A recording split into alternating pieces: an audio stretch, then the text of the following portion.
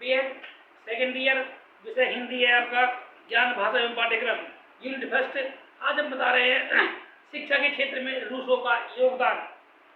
शिक्षा के क्षेत्र में रूसों के योगदान का निम्नवत स्पष्ट किया गया है। बालक की संपूर्ण जानकारी।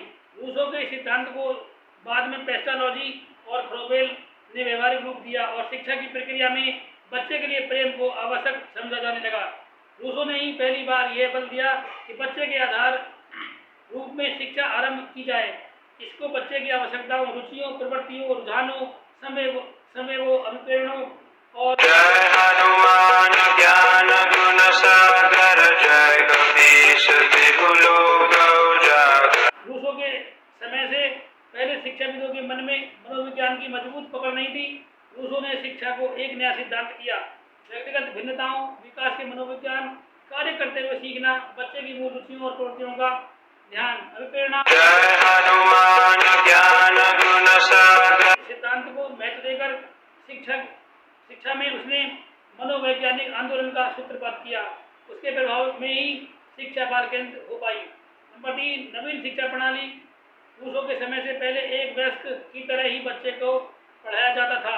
रूसों ने इस कार्यावधि का विरोध किया और उद्घोषणा की, मनुष्य बनने तक ज्ञान गुण सागर प्रत्यक्ष वस्तुओं पर बल दिया। रूसों के अनुसार शिक्षा का अर्थ मौखिक जानकारी को छात्रों में भरना नहीं है। शिक्षा स्मरण शक्ति की बजाय तर्क और ज्ञान से आती है।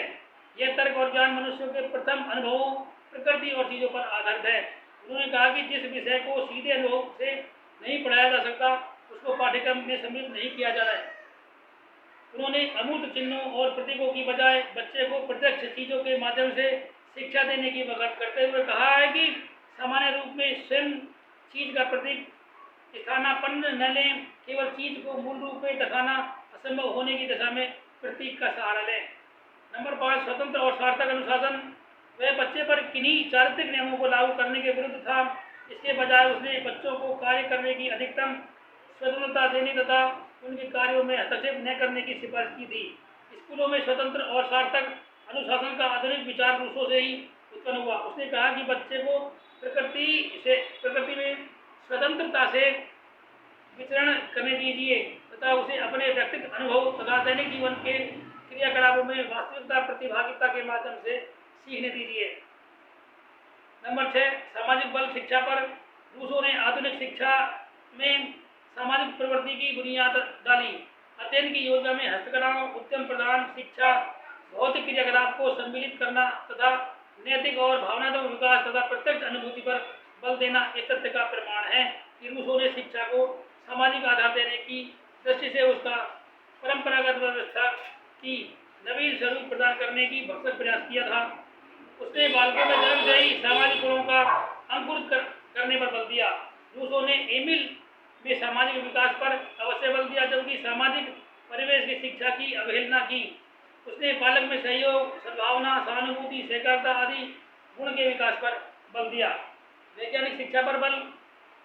रूसों ने बालकों में स्वतः ज्ञान प्रकृति द्वारा प्राप्त करने की जिज्ञासा उत्पन्न करके पेड़ पौधों, वनस्पतियों तथा जीव जंतुओं के संबंध में ज्ञान प्रदान करने पर बल दिया, जिससे उसने वैज्ञानिक उत्सुकता पनप सके।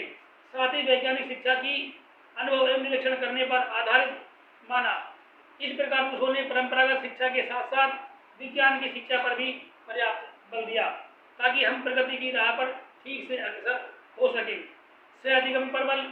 रूसों ने एमिल में पुस्तकों द्वारा न सीखकर स्वानुभव द्वारा सीखने पर बल दिया, क्योंकि बालक अपने अनुभव द्वारा ज़्यादा सीखता है। वह यह न जाने कि पुस्तकीय ज्ञान क्या होता है, बल्कि यह जाने कि उसे किस प्रकार का ज्ञान प्राप्त करना है।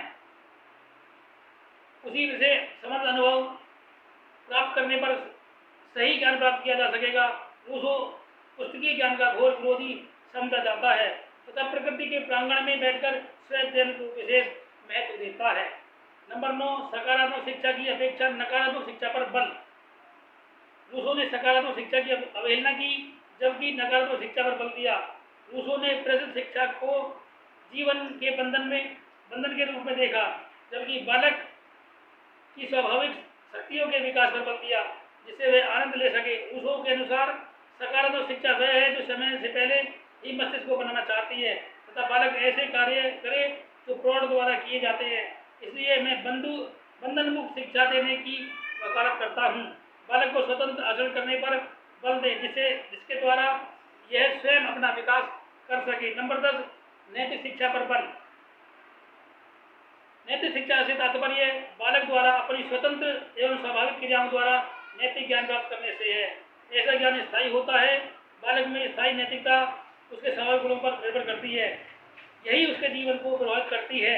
यहाँ यह उल्लेखनीय है कि रूसो ने नैतिक शिक्षा पर भले ही बल दिया हो, लेकिन इस प्रकार की शिक्षा प्रदान करने में भी वह किन्हीं बाहरी हस्तक्षेपों को स्वीकार नहीं करता तथा बालक की स्वयं की सोच को अधिक महत्व देता है। स्त्री शिक्षा पर बल। स्त्रियों की नैतिक एवं धार्मिक शिक्षा के पक्षधर थे, सामान्य शिक्षा के नहीं। उनके अनुसार स्त्री को माता एवं पत्नी के रूप में अपने पति की आज्ञा का पालन करना चाहिए। अतः स्पष्ट है कि रूसो का दृष्टिकोण स्त्रियों के प्रति अत्यंत संकुचित रूढ़ि